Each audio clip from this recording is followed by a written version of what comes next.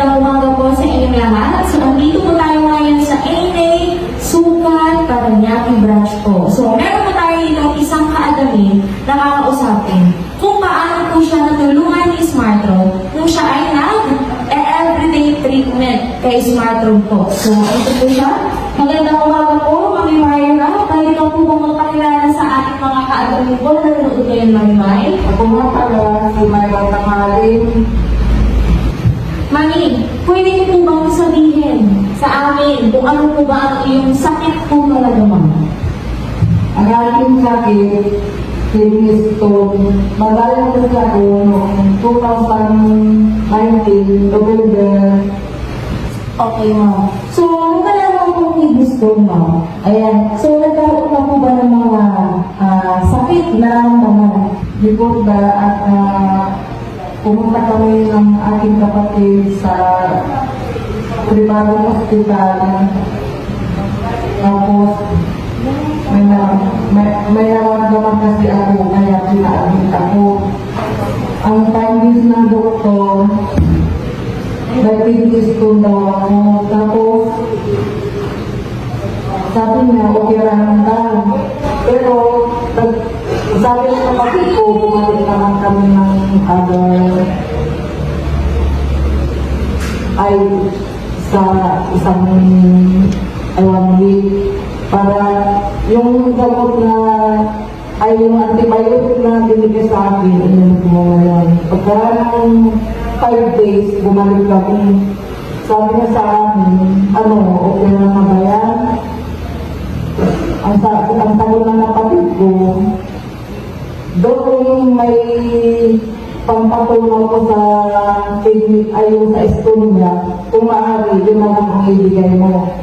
Kaya yun, nagsitahan ako ng ural, pampatunaw ng stone ko po.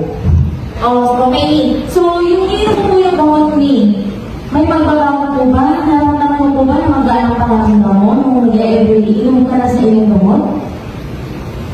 Kung una, para ayaw ko imamin kasi iba yung lasa. Siyempre, sabi ng kapatid ko, dapat ko daw inumin yun para maghilom yung bato sa pagiliya ay sa kidney ko.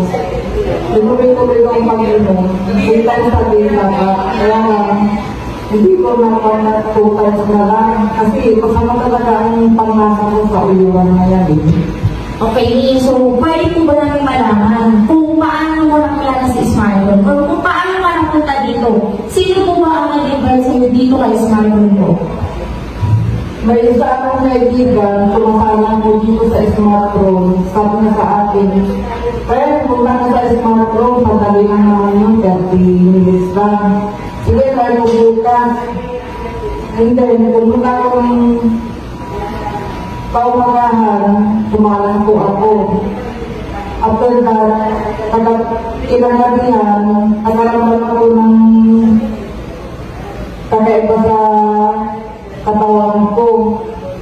Parang sumakit yung buong katawan ko. Tapos bumalik ako ng paumagahan, sabi ka ng isang stop sa akin, mag-relax daw ako. Kaya yun, pininto ko po yung relax. And then, nung tumakal ako ng dire-diretso na, naging okay na ang pakiramdam ko. Okay, Lee. So, bukod sa nag-relax mode ka lang po kay Smartphone, wala ka na ibang ininom. Wala na po. Tubig na lang po ang ininom ko. Okay.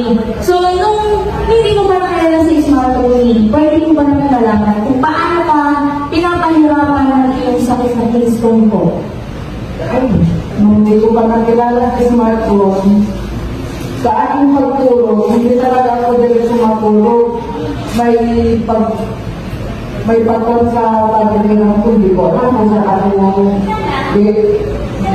ay hindi ko alam kung saan ako mahiga, kung diretso, kung nakatuwa ka lang. Kasi sobrang mainit dito sa pagkakilang ko talaga. Ano po ang ginagawa mo doon? Kapag sumasakit po ang iyong tagiliran, may ginagawa po ang pangunas? Mayroon po, nilalagyan mo ng malamig na tubig yung kapo, matapal ko po dito. minsan nawawala. Pero bumabalik din.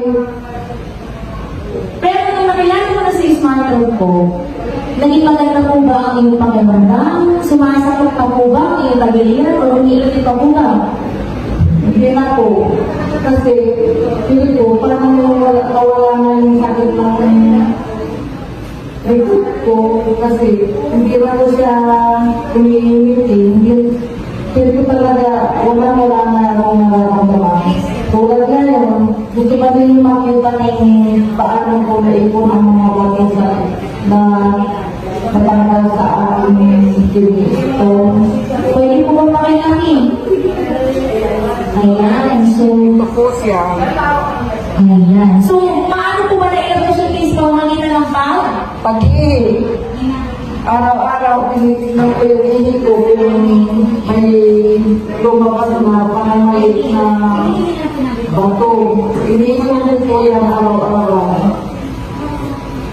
Okay, so napakaganda po pala ng naitulong ni Smartphone kay Mami Myra po. So, Mami Myra, ano po ba ang masasabi niyo kay Smartphone po?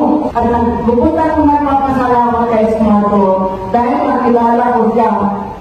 Someday, I buy myself Smartphone.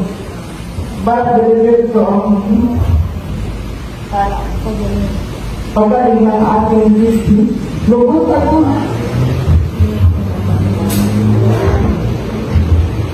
Lubot ako nagpapasalamat sa gumawa ng smartphone at sa mga staff na makabait. Maraming salamat po kay Sir Hart. Kasi kung wala siya, hindi ko kumakuha ang aking sarili dito at ang aking sakit. Kaya nagpapasalamat ako ng lubos kay Sir Hart. Kung wala kasi ang smartphone, hindi po ako gagawin. Maraming salamat, Sir. Si Smartphone po ba, ma'am, nasasabi mo po ba na may naitulong po sa inyong sakit, sa inyong milestone po? Talaga naman sasabi kong malaki ang binigay na pagkakataon ng smartphone sa akin kasi mula nung nag-smartphone ako, gumanda ang pakiramdam ko. At one time, kinalok ako na mag-rent ako ng smartphone ng 15 days. Ginawa ko yun. And then, talagang maganda yung pakiramdam mo pag nakaupo ka dito sa smartphone. Paganda pa ang tulong mo, yung pagkain mo, hindi na maliit lang, napapakain ka ng marami. No other way, that's smartphone.